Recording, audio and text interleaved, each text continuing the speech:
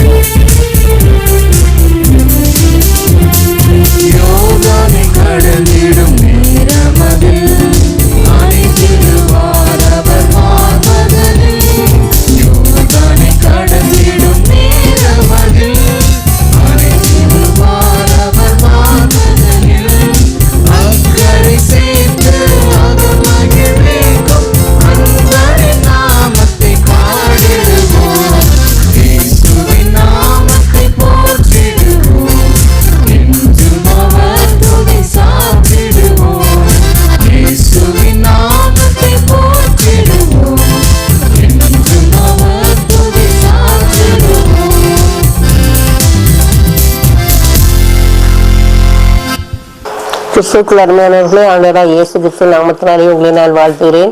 Emmanuel விசுவாச ஊழியங்கள் சார்பிலே ஆண்டோடைய வசனங்களை நாம் தியானித்து வருகிறோம். வாரம் ஒரு வசனம் என்ற முறையிலே இந்த 323வது வாரத்திலும் கூட ஆண்டோடைய கிருபையினாலே 1 யோவான் 3ஆம் அதிகாரம் 1வது வசனத்தை ஆண்டோடைய கிருபையினாலே நாம் தியானிக்க இருக்கிறோம். 1 யோவான் 3:1. பிதாவானவர் நமக்கு பாராட்டின அன்பு எவ்வளவு பெரிதென்று பாருங்கள்.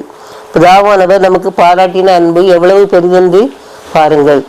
ஆண்டவர் நமக்கான அன்பை அவர் தெளிவாக வெளியரங்கமாக அவர் காட்டியிருக்கிறார். அவர் அன்பை நம்ம பொழிந்து நிமித்தமாக காட்டியிருக்கிறார். பாருங்க, அவர் மனிதனோடு மனிதனாக பிதாவின் குமாரனாக இருந்தாலும் மனிதனோடு மனிதனாக எல்லா உணர்வுகளும் கொண்டவராக இருந்தார்.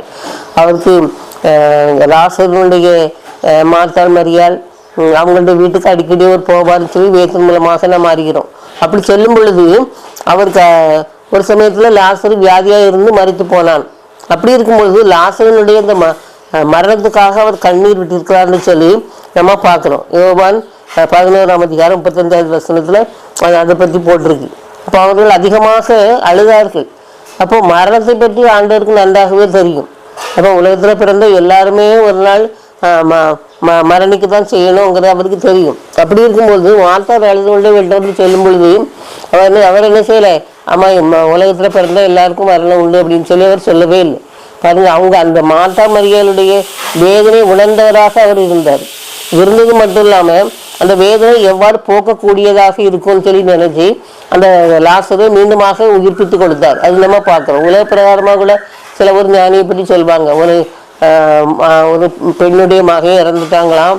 உடனே இந்த ஞானிகிட்ட போய் சொன்னாங்களாம், ஐயா இவர் எல்லா விதமான அற்புதங்களை செய்கிறவரு, என் பையன் இறந்துட்டா அவனை கொண்டு மீட்டுதாங்க அப்படின்னு சொல்லி கேட்கும்போது அந்த ஞானி சொன்னாராம், நீங்கள் ஒவ்வொரு இடத்துலையும் போய் என்ன செய்யுங்க, ஒரு வீட்டில் யார் வீட்லையாவது யாராவது இறக்கலை சாகாத நிலையில இருந்தாங்கன்னு சொன்னா, ஒரு வீட்லையுமே இறப்பு நடக்கலை அப்படின்னு சொன்னா அவங்க வீட்டில் போய் கொஞ்சோண்டு கழுவு வாங்கிட்டு வாங்க அப்படின்னு சொன்னாராம். அப்போ அவர் சொன்னாலும் எப்படி இருக்க முடியும் தெரியல. ஆகையினால உலகத்துல இறப்புங்கிறது அது சகஜமாக நடக்கக்கூடிய காரியம். ஆகையினால கொஞ்ச நாள்ல உனக்கு அதெல்லாம் மாறிடும் அப்படின்னு சொன்னாங்களாம். ஆனா இயேசு கிறிஸ்து அப்படி சொல்லலை. பாருங்க, அந்த லாசருவை உடனே போய் என்ன செய்வாரு, உயிரோட எழுப்பி அந்த சகோதரியில் மகிழும்படியாக செய்தார்னு சொல்லி பார்க்கிறோம். அப்போ அவருடைய அன்பு, மனிதரை போன்ற ஒரு அன்பு, அவர் இயேசு கண்ணீர் விட்டார் அப்படின்னு சொல்லி போட்டிருக்கு. அது மட்டும் இல்லாம பாருங்க, ஆண்டவர் தன்னுடைய பிரசங்கத்தினுடைய 3 நாள் அவர் தொடர்ந்து பிரசங்கம் பண்ணியிருக்காரு. ஜனங்கள் அவ்வளவு ஆவலாக கேட்டிருக்காங்க. கேட்ட சமயத்துல மார்க்கு 6ஆம் அதிகாரம் 41-42 பாருங்க, 5 அப்போ 2 மீன்களை கொண்டு அந்த ஜனங்களை போஷித்திருக்காரு. சரி, இவ்வளவு தூரம் அவங்களுக்கு நம்முடைய வசனங்களை சொல்லிட்டோம், ஆனா போதும் திருப்தி அடைஞ்சிட்டாங்க, இனி வீட்டுல போய் சாப்பிடுவாங்கன்னு சொல்லி அவர் என்ன செய்ய நினைக்கல.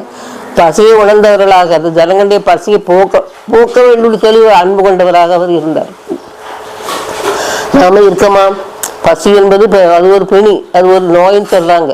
பசி வந்தால் 10 பறந்துடும் சொல்றாங்க. அப்படி இருக்கும்போது அந்த பசியா இருக்கிற மக்களை கண்டு அவர் என்ன செய்யறாரு, மேய்ப்பன் இல்லாத ஆடுகளை போல அவர்கள் இருக்கிறார்கள் அப்படின்னு சொல்றாரு.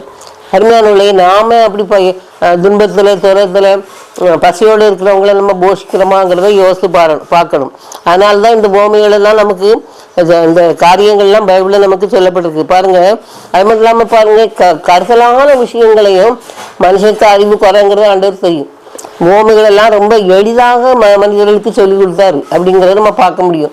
உதாரணமாக இந்த விதைக்கிறவன் பூமியை எடுத்துக்கிட்டுங்க, விதைக்கிறவன் பூமியை நம்ம எடுத்துக்கிட்டோம்னு சொன்னா அதில் அவர் சொல்வார், நல்ல நிலம் சொல்லியிருக்கு, அப்புறம் என்ன முள்ளுள்ள இடம் சொல்லி இருக்குது, கற்பாறை நிலம் சொல்லியிருக்கு, பாலைவனங்கள் சொல்லி, இப்படி பற்பலமான நிலங்களை சொல்லி இருக்கிறாங்க. சொல்லிட்டு அதனுடைய தாற்பயம் என்ன, நல்ல நிலம் அது அதிகமாக அந்த விதை முளைக்கிறதுக்கான எல்லாமான ஏதுக்களையும் கொடுக்கும். அது மட்டும் இல்லாமல் அதிக பலன் கொடுக்கும். கற்பாறை நிலத்துல அது சீக்கிரமா முளைச்சிட்டு அப்படி என்ன செய்யும், வெயில் இருந்தாலும் வளர்ந்து போயிடும். முள்ளுக்குள்ள உள்ளது அப்படி தன்னுடைய அந்த முள் அது வளர்ந்தாலும் இந்த முள்ளோடு சேர்ந்து வளரும் போது அது நெருக்கி பலன் இல்லாம போயிடும். இப்படி அநேக காரியங்களை மக்களுக்கு எளிமையாக சொல்றாரு. நம்மகிட்ட யாராவது பற்றி ஆண்டவரை பற்றி கேட்டா நம்ம பொறுமையோடு பதில் சொல்றோமா? இப்படி பதில் சொல்லணும். அதுக்காக தான் இப்படிப்பட்ட காரியங்கள் எல்லாம் ஆண்டவர் நமக்கு மாதிரியாக வைத்து கொண்டு போயிருக்கிறார். அருமையானவர்களே, அப்படின்னாலே அந்த பிதாவானவர் நமக்கு பாராட்டின அன்பை நம்ம எப்போதும் நினைத்தவர்களாக மற்றவர்களை நேசிப்போம். ஆண்டவர் நமக்கு உதவி செய்வாராக. ஆமென். சத்திய வேதம் பக்தரின் கீதம், சுத்தர்கள் போகும் பாதையின் ஜீவன், உத்தம